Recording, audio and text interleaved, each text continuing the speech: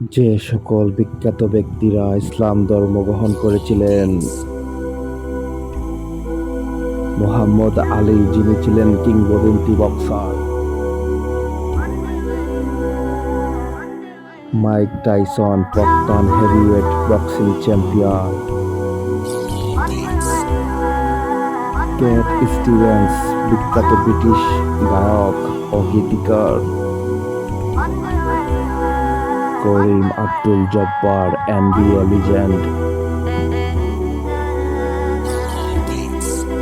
Malcolm X প্রভাবশালী নাগরিক অধিকারের নেতা, ফ্রাঙ্ক রিবেরি ফরাসি পেশাদার ফুটবলার,